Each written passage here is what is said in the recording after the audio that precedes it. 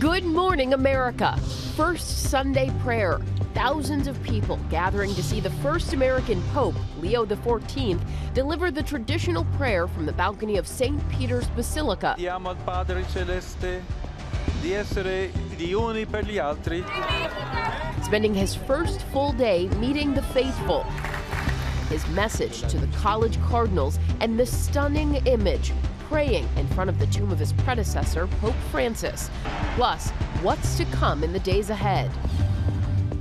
Tariff breakthrough, President Trump's positive messages following trade war talks between American and Chinese officials as he prepares for his first major foreign visit of his second term. What's on the agenda for his Mideast trip? Delays and cancellations as Newark International Airport deals with 3 radar outages in just 2 weeks. The latest on the arrival and departure boards and what the Trump administration plans to do about it.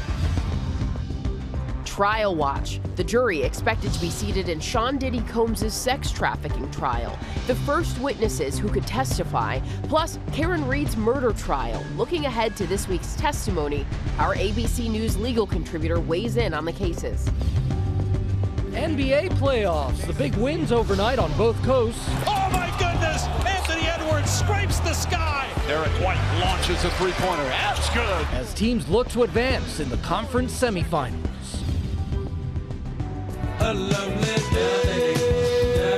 And bonded for life, the mother-daughter duo that shares a nursing degree, but something much more. Our children don't understand when parents say, I will die for you. That's the amount of love that I have for her. Making this Mother's Day extra special. Live from ABC News in New York, this is Good Morning America. Good morning, America. Happy Sunday to you. Happy Mother's Day to you. A special Mother's Day to our mamas, Miss Tammy, Sharon, and Lourdes, and our mother-in-laws. Yes, and all the moms out there. Mother's Day. Happy Mother's Day to you. Thank you, guys. Thank you gosh, so much. It is a special day. A special day. We also have a lot of news on this Sunday, including signs of a possible breakthrough in President Trump's trade war. The president saying great progress was made between American and Chinese officials holding tariff talks this weekend in Switzerland. We're going to have that. But we do begin today in the Vatican City. Pope Leo XIV delivering his first Sunday prayer as leader of the Roman Catholic Church. ABC's Terry Moran is there. Terry, good morning to you. Good morning, Whit. It's a festive scene here at St. Peter's Square, the Pope's first Sunday prayer, as you said. In the early days of every papacy, tell a story that the whole world wants to hear. Who is the new Holy Father? For Pope Leo so far, it's a story of both continuity and change. A special moment in St. Peter's Square this morning. Pope Leo XIV leading the first Sunday prayer of his papacy. Thousands came to pray with him. On Saturday, there was another first for Pope Leo, his first trip outside the Vatican, a joyful, impromptu visit to this ancient Augustinian shrine 30 miles south of Rome. The Pope arrived in a minivan and greeted the faithful. Inside, he prayed at the sanctuary. And then there was this stirring image. At the Basilica of St. Mary Major in Rome, Pope Leo prayed at the tomb of his predecessor, Pope Francis. Earlier in the day, the Pope made clear how much the legacy of Francis means to him at his first business meeting since his election on Thursday with the cardinals. Pope Leo praised Francis's reform efforts in the church, declaring that he intends to continue the late Pope's work, saying, "Let us take up this precious legacy and continue on the journey, inspired by the same hope that is born of faith."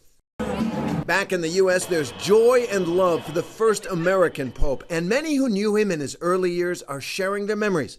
Like Sister Therese Del Genio, an 84-year-old nun who taught the man who would become Pope Leo XIV nearly 4 decades ago. He's not just local and concerned about the United States. He has a global heart and a global vision. And there have been celebrations all around the world in countries where the Pope has already touched so many lives, like Chiclao, Peru, where he spent much of his career as a missionary, teacher, and bishop. Overnight, our Matt Rivers attended a special outdoor mass held in the Pope's honor at the Chiclao Cathedral. So it's not every day that you have a church service outside, and it's certainly not every day that you get applause during a church service. But then again, it's not every day that the guy who used to be Archbishop here is now their Pope. This morning's prayer is just the start of a big week for Pope Leo. He's scheduled to meet with the world press for the first time tomorrow, and his inauguration mass is set to take place next Sunday. In his Sunday prayers here, Pope Leo prayed for peace in the world, in Gaza, in Ukraine, and between India and Pakistan. And next Sunday at that installation mass, he'll have a chance to speak directly to many world leaders who are expected to attend. Janae? All right, Terry, thank you for your reporting. Back here at home now to President Trump's trip to the Middle East. He leaves tomorrow for a journey that will take him to 3 countries, but no plans to visit Israel. ABC News senior White House correspondent Selena Wang is in Washington with those details. Good morning, Selena. Hey, good morning, Janae. President Trump heads to the Middle East on Monday for the first major foreign trip of his second term, stopping in Saudi Arabia, Qatar, and the UAE. Now, Saudi Arabia was also Trump's first foreign trip during his first term, and he's once again breaking tradition by skipping over America's closest neighbors. This signals the close political and economic ties between the U.S. and Saudi Arabia under the Trump administration. And the Gulf has played a critical role in mediating conflicts around the world, including the war in Ukraine, with Saudi Arabia serving as a venue for separate U.S. talks with both Ukraine and Russia. Now, this trip also comes as the Trump administration tries to make progress over the war in Gaza and as the U.S. starts another round of nuclear talks with Iran. President Trump has threatened to dismantle Iran's nuclear program with military force if diplomacy fails, Janae. And Selena, there are new developments in the push for ceasefire in Ukraine. Yeah, that's right. For the first time, the Trump administration and European allies are coming together and presenting an ultimatum to Putin. They're demanding that Russia's Putin accept a 30-day ceasefire that starts on Monday, or they'll increase sanctions on Russia and increase military support to Ukraine. Overnight, Putin said he's willing to start negotiations with Ukraine starting on May 15th in Istanbul, but he essentially dismissed the 30-day ceasefire, though these talks would still be significant. In response, Zelensky said Ukraine is ready to meet, but reiterated calls for a ceasefire to start on Monday. Gio? And let's hope that ceasefire comes soon. All right, Selena, thank you so much. Now to President Trump indicating a breakthrough at the tariff talks going on in Switzerland this weekend between American and Chinese officials. ABC's Alex Pache has the latest now from Washington. Good morning, Alex. Good morning, Gio. Yeah, the White House is signaling optimism ahead of this latest round of talks between the U.S. and China. President Trump reacting to Saturday's initial discussion between the two countries, posting on social media, great progress made, adding that it was a total reset. This after he floated out the idea of cutting tariffs on Chinese goods nearly in half to 80%.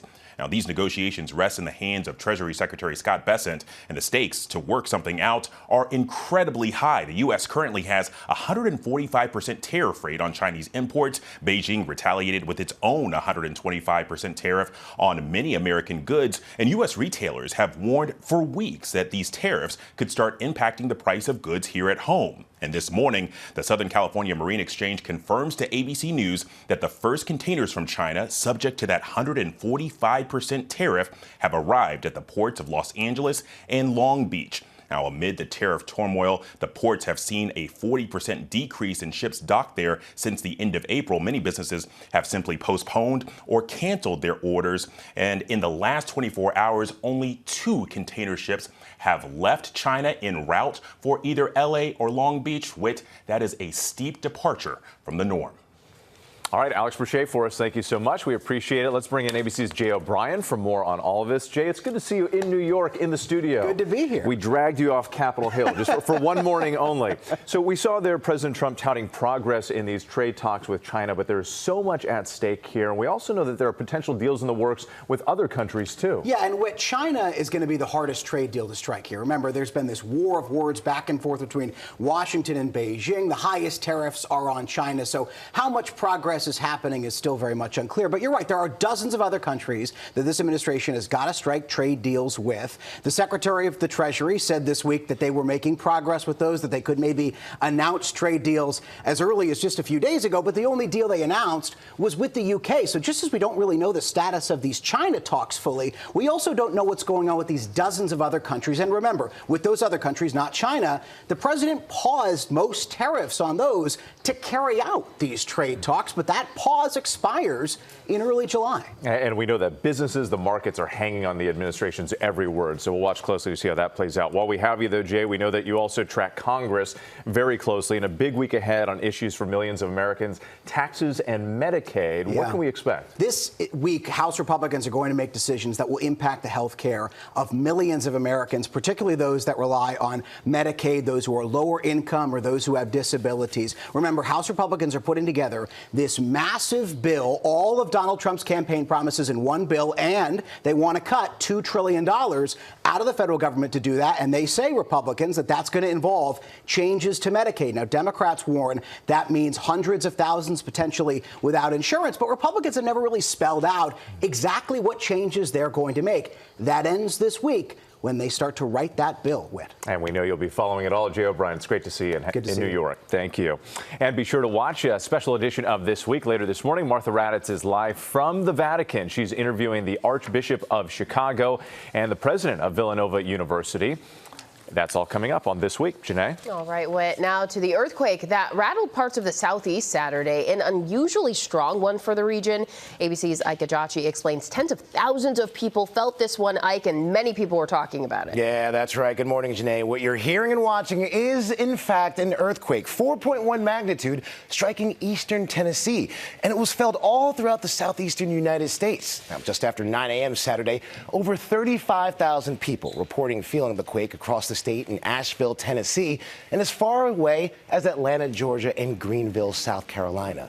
Social media timelines crammed with stories of rattling windows and swaying ceiling fans. One Atlanta resident describing their entire house shaking for nearly 10 seconds. Now, the epicenter of Saturday's earthquake is in Greenback, Tennessee, a town close to Knoxville. And according to the United States Geological Survey, that very area is in a seismically active zone, but it's still rare to see earthquakes above a 4 magnitude. And in fact, in the last 75 years, only 15 earthquakes with a 4 or higher magnitude have hit in a 150-mile radius. And if you go way back to 1811 and 1812, that area was hit by a series of massive quakes estimated between 7 and 8 magnitudes. But given the infrequency of earthquakes in the area, officials can't really say when the next big earthquake will hit. But in the coming week, they're forecasting at least a 23% chance of another magnitude 3 or higher tremor occurring.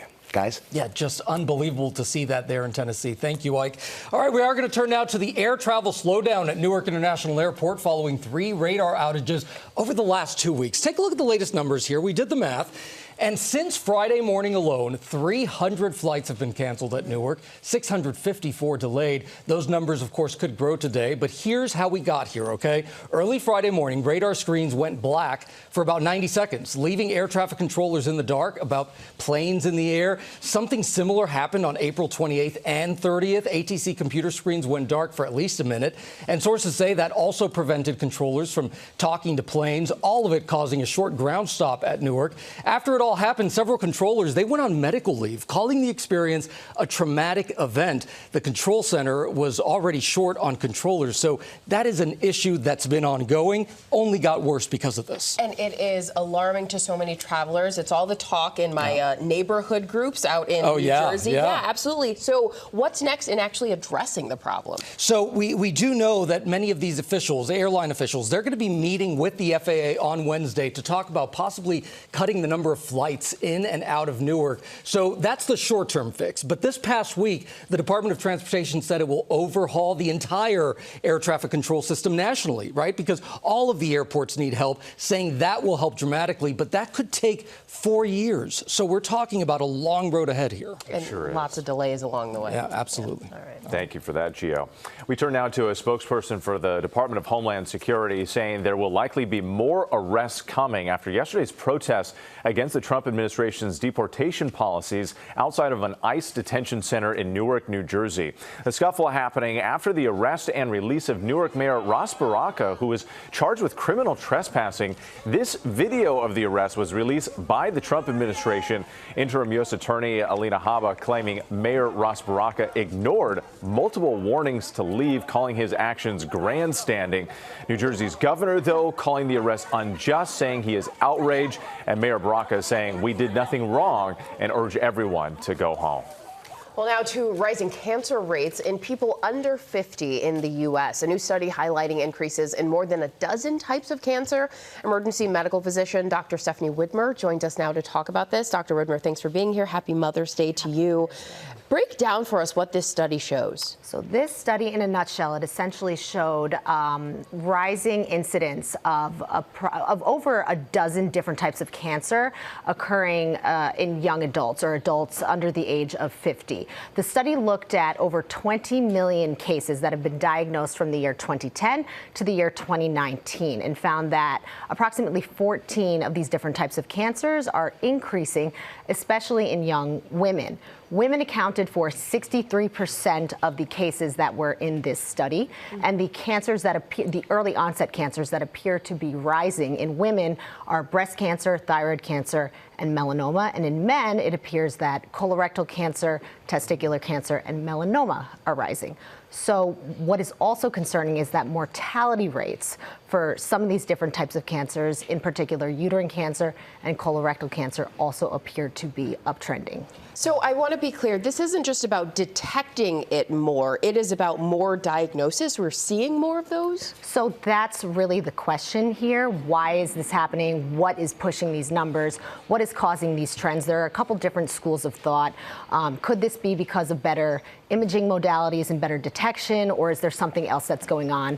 Diet, environmental factors. So really getting down to the why is what is going to be the next big focus here. So what do young Americans and doctors need to know? What can they do?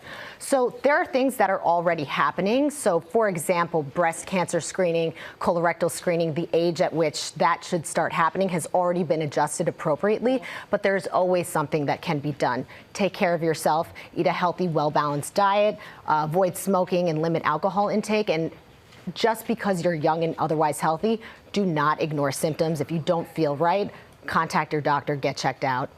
Always pay attention and be watching your health. Thank you so much, Dr. Thank you. Just so scary, all of it. Very. But thank you so much for that. All right, now to the NBA playoffs and the Celtics handing the Knicks a defeat on New York's home court. ABC's Ashin Singh, more on that, as well as the Western Conference semifinals. Oh, my Warriors, Ashin, what happened? I know, Whit, and morning, guys, and happy Mother's Day. It was an intense day of playoff basketball yesterday with some pretty big implications on the line, starting with the Minnesota Timberwolves trying to take advantage of the Steph Curry-less Golden State Warriors, and right here in New York with the Knicks and Madison Square Garden playing host to the Boston Celtics.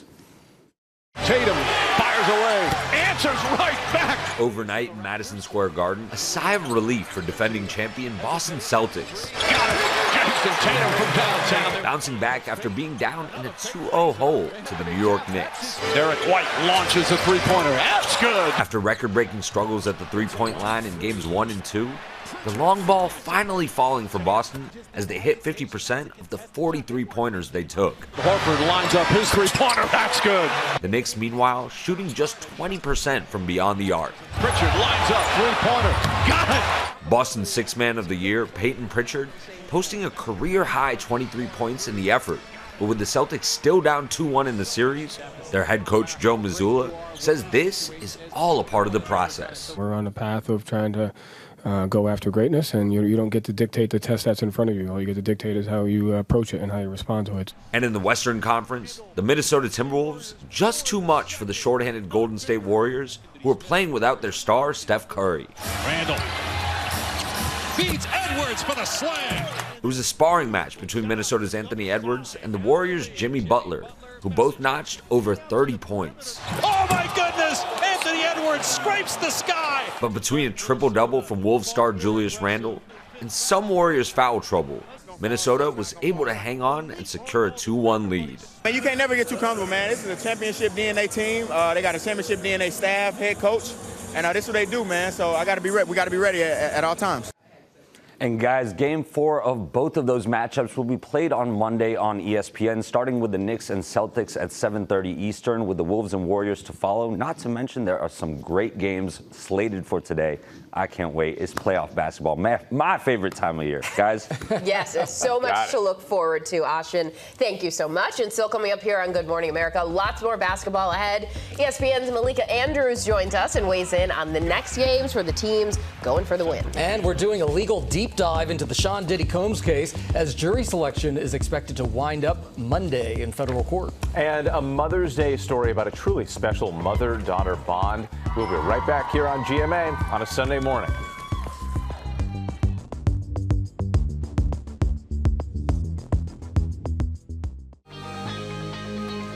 And welcome back to GMA on this Mother's Day. We're giving a shout out to all of the mothers who gave us our great staff right here at GMA. And of course, we want to extend that love to all of the mothers out there right now.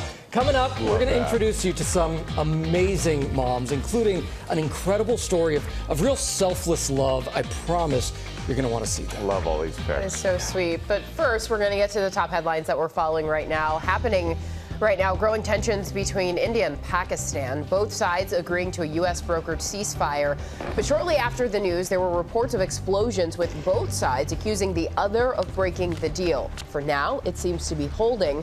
President Trump posting on social media that the agreement emerged after a long night of talks between the U.S., India, and Pakistan. Also right now, the jockey who rode Sovereignty to the finish line at last weekend's Kentucky Derby has been suspended and fined. Junior Alvarado was ordered a 2-day suspension and has to pay $62,000 for striking Sovereignty too many times with a riding crop during their winning run. And after 11 seasons in the NFL, New Orleans Saints quarterback Derek Carr says he's retiring. The 34-year-old four-time Pro Bowler has been dealing with a shoulder injury. The Saints seem to know that this might be coming, selecting former Louisville quarterback Tyler Shuck with their second-round pick at the NFL draft. And the other headline is how his name is pronounced. It is Shuck, Yes. even though it's not spelled that, but a lot of people talking about that. Glad you noted that. And we do start this half hour with a court case rewind. Sean Diddy Combs facing sex trafficking and racketeering charges.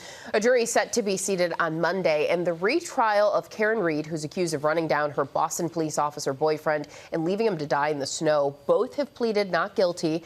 We want to bring in ABC News legal contributor Brian Buckmeyer with what's happened so far and what to expect this week. Brian, thanks for being here. Let's start with the Combs case. You were in the courtroom on Friday. We thought that the jury was supposed to be seated then. It was moved to Monday. What happened? What can we expect? Yeah, so on Thursday night, the judge said that they had 45 prospective jurors. On Friday, was supposed to whittle it down to that magic number of 12 jurors and 6 alternates. But one of the 45 actually got, for lack of a better term, cold feet, and so they don't want to be on the case anymore. And so everyone involved was really worried that if they picked a final 12 on Friday, come Monday morning, that might happen again. And if that happens on the day of trial and you're losing jurors, then it doesn't happen. So the idea was bring all 43 people on Monday morning. The process should only take about 10 to 20 minutes. And at 8:30 in the morning, hopefully we'll have 12 jurors and 6 alternates, and we'll be able to start with opening statements soon after. Something tells me there might be more twists and turns, too, as we're just getting started with this trial. We did mention opening statements expected on Monday. Also, we are expecting to hear from ex-girlfriend Cassie Ventura this week. We should know that there's this the video that was obtained by CNN reportedly showing Diddy kicking, dragging Ventura, who was his girlfriend at the time.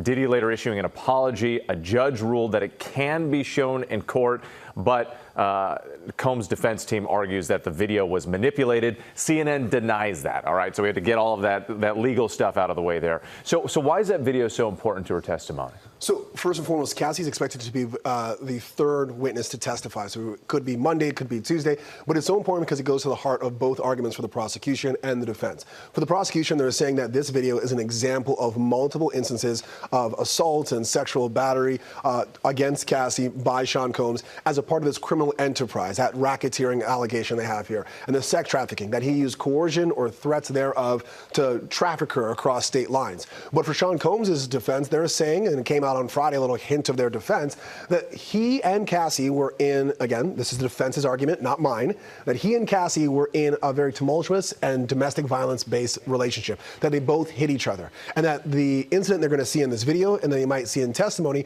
are isolated incidents of domestic abuse, but not for the purposes of trafficking. So that video is going to be very important for the interpretation of the jury as to what this case is really about. Just an unreal case. Let's turn to the Karen Reed trials. Janae noted she's accused of killing her boyfriend by hitting him with a car. So much happening in court. Well, what's the latest now? So the latest is that we are continuing on with investigators who are a part of this case. A sergeant who supervised the infamous now former state trooper, Michael Proctor. He was testifying about what was happening in this investigation, what was found, and a few things stood out in this cross-examination on Friday.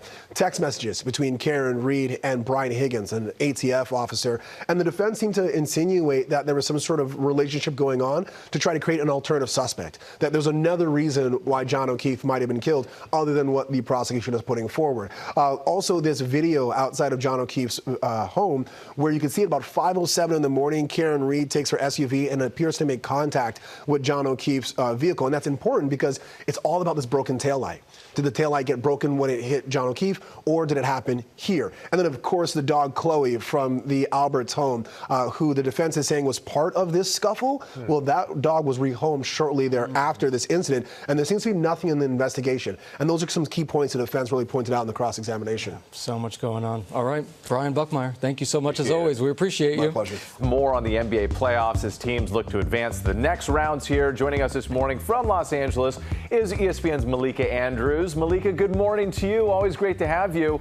Some big games overnight. Let's jump right in here. Yeah. Start with the Knicks and the Celtics. The Celtics getting a huge win at the Garden. How'd they look, and what should we expect on Monday? Yeah, they looked pretty good. A huge difference here, guys, is that through the first two games, the Boston Celtics, they made only 25 of the 100 three-pointers that they took. 25% on a test that is not going to pass, and the Boston Celtics did not pass. Now, in Game 3, the big difference, they made 23s. That is absolutely a staple of their game. Now, the only question here, Whit, is whether or not a sleeping giant has awoke here. What I cannot tell quite yet, but we will know very quickly in Game 4, is whether or not the Boston Celtics, this was just a matter of time for them. This is a team, they built 20-point leads in the first two games. It was the same sort of story here in Game 3. They built that 20-point lead. But the difference is in Games 1 and 2, they gave up those leads. There was late-game heroics from Jalen Brunson. That did not happen here in Game 3. It feels to me like if the Boston Celtics are able to take Game 4, they are going to be able to take this series. There's just something about the heart of a champion. And Malika, overnight, the Timberwolves winning a thrilling game against the Warriors. What stuck out to you about that game? Yeah, you know what, Gio? It's the fact that the Golden State Warriors are still searching for a way to win without Steph Curry, and it's getting increasingly difficult to see a path for them to do so. Essentially, Steph Curry, he suffered a hamstring injury in Game 1. The Golden State Warriors were still able to split in Minnesota, and now they just need to win one of the next two games to give Steph a chance to come back. That couldn't happen any earlier than Game 6, but that monster dunk you saw right there from Anthony Edwards, that was part of 28 second-half points that Anthony Edwards had. This game, it felt like it had all the markings of ones the Golden State Warriors they absolutely needed to win. It was tough, it was in the mud, it was low scoring, and then Draymond Green fouled out. They already were without Steph Curry. Kevon Looney fouled out of the game as well. They just did not have enough. If they aren't able to win these types of close, kind of gutted out games without Steph Curry, I worry that the Timberwolves are going to be able to run away with this one, especially behind a young superstar like Anthony Edwards. And Malika, real quick, looking ahead to some Game 4s today, we've got the Thunder versus the Nuggets. Denver leads the series 2-1. How's that looking to you? Yeah, so what did I say about the heart of a champion, right, Janae? And you absolutely know about this. For the Denver Nuggets, they're playing a young Oklahoma City team that is certainly incredibly talented, but it comes back to the role players who have been there before, and that's been Aaron Gordon. He had the game-winning three in Game 1, and what you're seeing right there, that is the game-tying three that ended up sending this Game 3 to overtime. Russell Westbrook, then, who you're watching right now, was able to sort of chip in in as well. And so when these games have gotten close, even though this has been billed as the battles of the MVPs here in Shai Gilgeous-Alexander and Nikola Jokic, it's been the others who have stepped up. So there's certainly some exciting games that are going down today. Absolutely. Malika, as always, thank you so much. And of course, you can catch the Oklahoma City Thunder versus the Denver Nuggets at 3:30 Eastern right here on ABC. And coming up on Good Morning America, a very special Mother's Day story. Stay with us.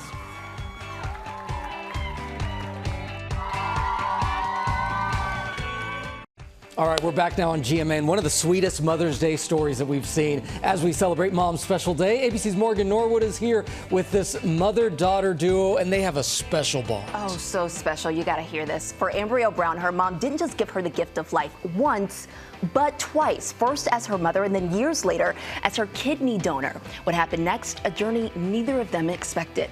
Take a look. It was a moment Ambrielle Brown and Nigel Butler will never forget.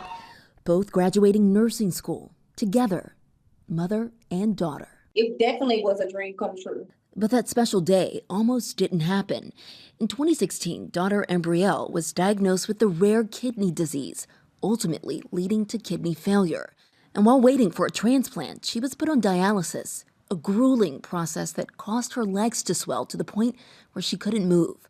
All of this while taking prerequisite courses for nursing school. It was tough because I always felt drained, but I had to keep myself in some type of normalcy. I was devastated. I saw her struggle to try to keep me happy, struggle to try to say, Mom, I'm okay, when I knew she wasn't. It was so difficult, she had to stop her schooling. But after 5 years of waiting, everything changed. Ambrielle finally finding the perfect match. I called my mom, excited, in tears. I just got this call that they had a kidney for me. And she said, I know, it's me. And I just looked in disbelief. I kept it a secret because I just didn't want her hopes to get up. Our children don't understand when parents say, I would die for you. That's the amount of love that I have for her. Ambrielle returning to school, this time with a partner, her mom, Nija, deciding to get her registered nurse's license too.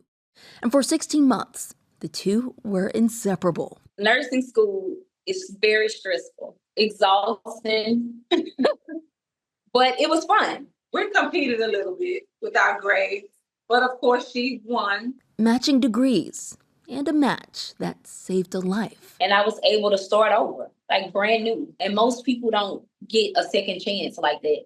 So she blessed me with life twice. The sweetest story. They are just getting started. They have plans to open their own business together. Love to see it. And happy Mother's Day to them and also to you today. Yes. Thank you so much. That is such a sweet story. Incredible. Thank you for bringing that to us, Morgan.